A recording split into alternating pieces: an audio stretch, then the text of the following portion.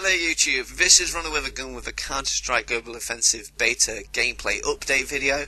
Now that's a lot of words to munch on, but I'm going to be showing the updates in the game, which first of all includes the achievements and statistics, which shows things such as your kill to death ratio, your most used weapon, most played map.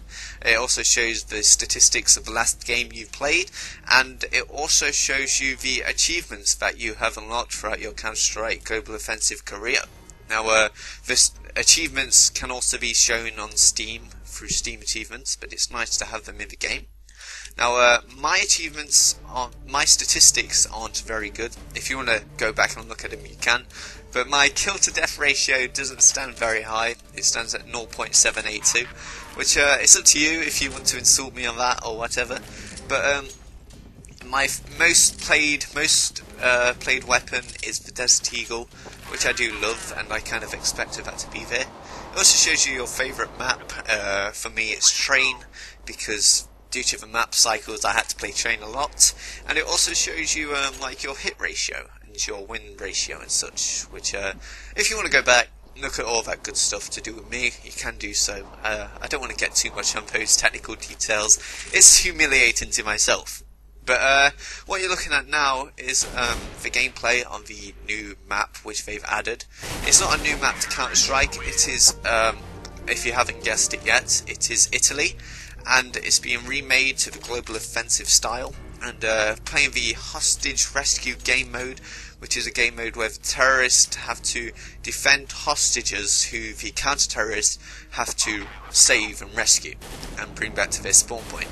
And just here I actually go to look at these hostage models, so if you want to, envy them or comment on them, feel free to do so. But they look quite interesting. They're like, herpy derpy derp, we've been stolen, beat up, and we need some people to save us. But, it's all good fun. This game mode I haven't really played much in the past on Counter-Strike, so for me playing it, it's got a nice newish kind of feeling to it, because, I didn't really play it much, to be fair. But they've also added some good old weapons to the game, which include 2 assault rifles and 2 handguns.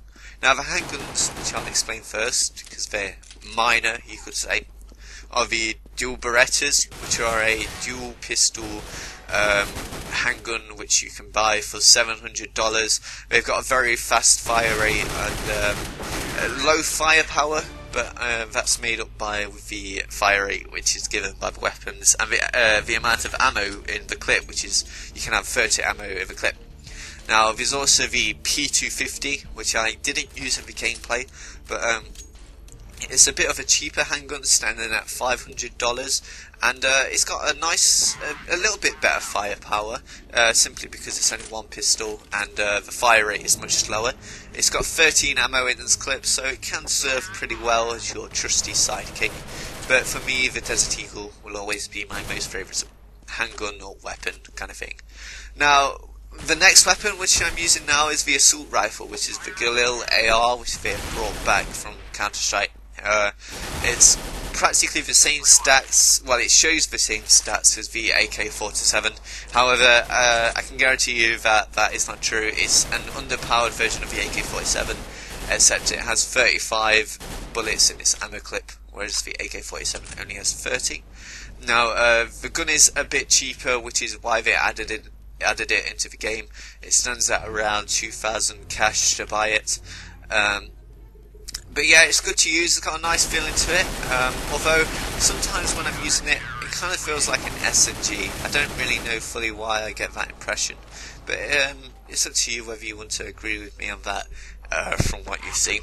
So, it's all good fun to use, but, before I know it, I'll be using the AK-47 again, to be honest. But this gameplay mostly focuses on this weapon and the counter-terrorist weapon, which we will be getting to shortly. So the Galil AR, however, is proving pretty well in terms of aim and accuracy in this game. Don't judge that on my aim though, my aim isn't the best, especially when I recently realised that I actually had mouse acceleration not too high, but it was on in my options in the game, so I had to take that off, and so my accuracy is a little bit off from the adjustments in this gameplay, if that makes any sense. Mouse acceleration is where when you move the mouse it will speed up and slow down rather than actually just moving there, if that makes any sense at all.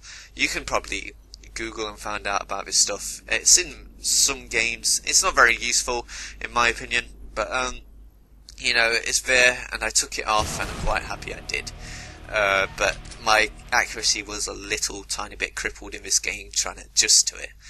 But in terms of the gameplay on this map, it's just as it used to be. But in saying that, I didn't play this game mode much in the past, but it feels very similar, you know, and I feel that there's not too many bugs involving the actual game mode which have appeared, which is good.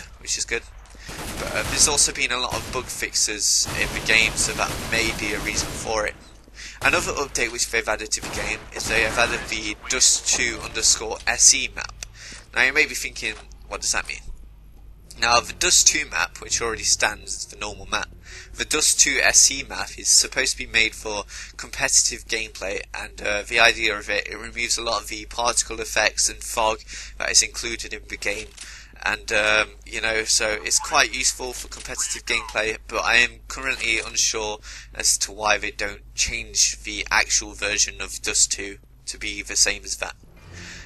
But moving on, you're now seeing some counter-terrorist gameplay, and I had to play as a bot here in order to do this because I didn't have much success playing as a counter-terrorist. But as you can see, I'm taking these nice hostages to their freedom, and they disappear from sight and leave me forever. It's quite traumatizing in the sense that I'll never meet them again. But you know, it was nice to win this game by actually saving the hostages for once. Even though most of the team was bots, which you know, I don't exactly praise myself for. But we're about to see the other assault rifle, which is the counter-terrorist assault rifle, which is the FAMAS, which, you know, everybody knows about this gun, or at least they should. It has a semi-automatic burst fire mode, which is a free bullet spray, so if you want to use that, you can. I didn't really prefer it myself. I found it easier to just use the fully automatic, because it's not exactly hard to get some good accuracy out of this weapon, in my opinion. That's only in my opinion. For example, you're about to see, I'm not going to say it's a good shot, but as you can see, just shooting naturally using natural burst fire, I was able to take that fairly long shot quite easily. Now, in comparison to the M4A1, the FAMAS is cheaper. It stands at 2,250 cash, and the M4A1 is 3,100 cash. So, you know, it's a good alternative, and I do like to play with the FAMAS quite a lot. But this is the end of the gameplay. I hope you intook some information from this, so please be sure to like, comment, rate, all that jolly well good stuff, and I'll see you around. Goodbye.